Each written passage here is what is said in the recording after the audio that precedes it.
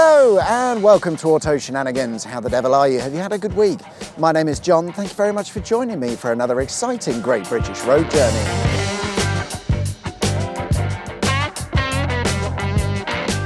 This week we stay in Suffolk as our journey takes us from Lowestoft to Ipswich. To navigate our way there, I'll be using a combination of my 1923 Michelin guidebook and period-correct old maps with the intention of following the old routes and maps as best we can. We start then in Lowestoft, and I'm at a place called Ness Point. It's the most easterly point you can get to in the UK, and in a straight line you're closer to the Netherlands than you are London. Lowestoft is the second largest town in Suffolk, which in 1923 had a population of around 44,000, but today that's risen to 75,000. My 1923 guidebook suggests that we take a look at something called the scores. They're a series of narrow pathways that today, because of development, serve less of a purpose, but back in the day they were very useful in connecting the high street down to the beach where people lived. Today, a lot of the area is covered in minging industrialist stuff, so whilst you can use the scores, I don't really know why you'd want to. There are a couple of the scores that you can drive down. This one's called the Ravine, and it's a one-way street that's brick and concrete lined. It looks more like a drainage channel than it does a road. However, as you drive down the road and round the corner, you're presented with a rather nice-looking bridge. Jubilee Bridge, sometimes Bellevue Bridge, was constructed in 1887 to celebrate Queen Victoria's Golden Jubilee. It's of steel construction and it's done quite well to last up until 2020, at which point it was closed because the structure was deemed unsafe. As always, the local council leapt into action, and following a 2.5-year discussion, work began in September 2022. They stopped work in 2023 because of safety reasons. What they really mean is that they discovered the bridge was far more damaged than they first thought, having not done a thorough enough survey, so several more months of conversation were required to work out how to deal with that. £1 million and a bit of welding later, and the bridge is supposed to open February 26, 2024. It's time to head out of Lowestoft, not quickly enough if you ask me, and in an attempt to follow the old maps as best we can, rather than use the A12, we're going to head down the B1532, which until the A12 came along was the main road in and out of Lowestoft. We'll pick up the A12 just outside of Lowestoft, but I spy something hiding in the trees. Yes, if you turn off the main road, you might find the site of the former Gissel and Pipe and Brickworks. The site opened in 1933 solely as a brickworks. It wouldn't be until the 1950s that the site began manufacturing pipes, mainly to be used within the agricultural industry. At the same time, 3 oil-fired downdraft kilns were built capable of firing 250,000 bricks a week each. And these kilns are the main reason why I wanted to visit the site. Come on, let me show you. What a lovely structure. It's a shame to see them go to waste. The site closed in 1985, but there were talks of turning the site into a brickworks museum, but that never happened. The structures are Grade 2 listed, so I imagine the current owners are just waiting for them to collapse so they can get rid of them and sell the site to a property developer.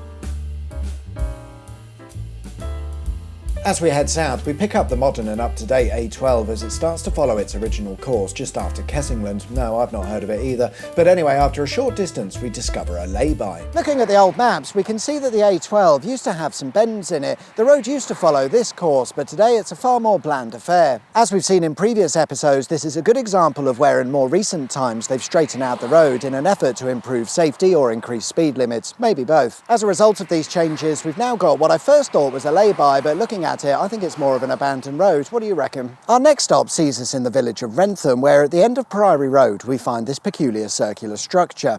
It was built at some time around the 18th century, and it's an animal pound, and indeed it's known as Wrentham Animal Pound. Outstanding logic. Back in those days there were a lot more free-roaming animals, and any that had found their way into the village would be rounded up and shoved in here. It's not clear as to what they did with them afterwards, but I imagine it went well with mint sauce or something similar. Another point of interest comes from my guidebook, which does mention Wrentham, and it recommends a visit to Cove Hythe church ruins. You'll find the church ruins about a mile or so outside of Wrentham, and today it's known as St Andrew's Church, and it's a very interesting structure because it's actually a church within a church. It started as a medieval church dating back to around the 14th century, but during the English Civil War took a bit of a beating and was left in a state of disrepair. Not for the want of trying, the local parish council attempted to rebuild and restore the church, but it was just too far gone and too expensive. So in 1672 they built a smaller thatched roof church within the ruins, which is still open today. However, maybe not for long, and when I discovered this it really took me by surprise. If we take a walk up Mill Lane, just up from the church, the pathway comes to an abrupt end, and if we have a look at Google Maps overlay, it seems to think that the pathway extends further than it does. Let's put a marker at my location and see how things have changed over the years, starting in 1945 and progressing through to the present day.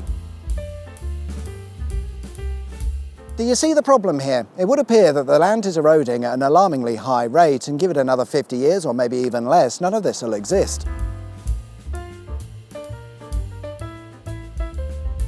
After sitting on the A12 for what seems like ages, at Dawley's Corner we need to make a left turn so that we stay on the route of the original road.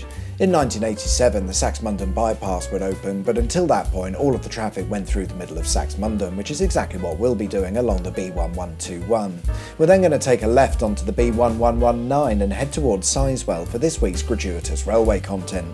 On the other side of Leiston or Leiston or Leiston, I don't really know, but on the other side of that town we find a set of railway sidings that may not be used all that much these days, but when they are, the job that they do is quite important. These sidings are the loading area for nuclear waste emitted from the nearby Sizewell power plant.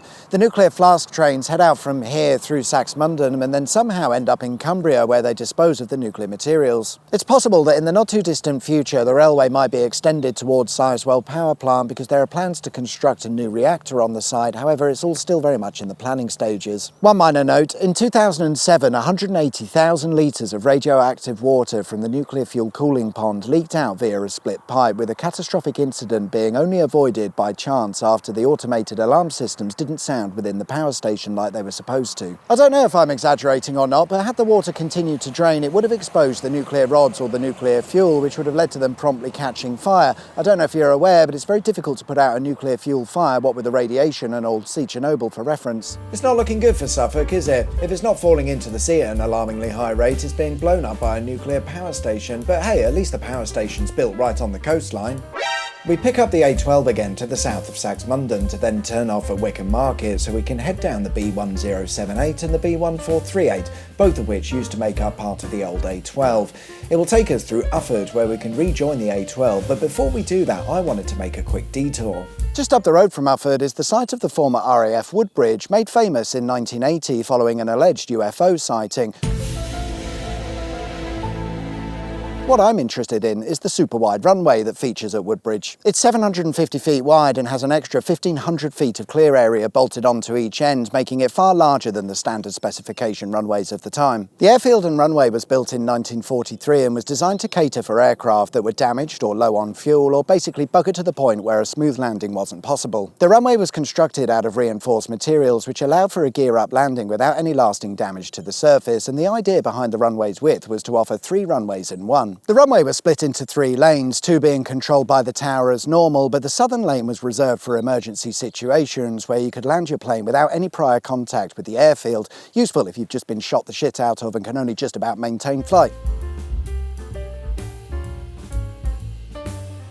Sticking with the aeronautical theme, before we head towards Ipswich via the A1214, I couldn't help but notice the obvious remains of a runway and taxiway on the other side of Myrtlesham Heath, and well, that's something I just can't resist. So here it is, the remains of Myrtlesham Airfield. It was built in 1917, and in 1920 it became home to the Aeroplane and Armament Experimental Establishment. It was their job to test and evaluate aircraft and equipment, much of which would later go on to be used in the small disagreement of 1939 to 1945. The airfield would close in 1963, with one of the last tenants being the Battle of Britain Memorial Flight, who based themselves at the airfield between 1958 and 1961, and now most of the airfield has been replaced with a housing estate, except for this bit. My guidebook takes us right into the middle of Ipswich to see what's called Ancient House. After a bit of googling, it turns out this is a 14th century Grade 1 listed structure that's still in place today. It's a spectacular structure that features elaborately designed wood carvings and decorative plasterwork, although interestingly, the decorative front wasn't added until later in the mid-1660s.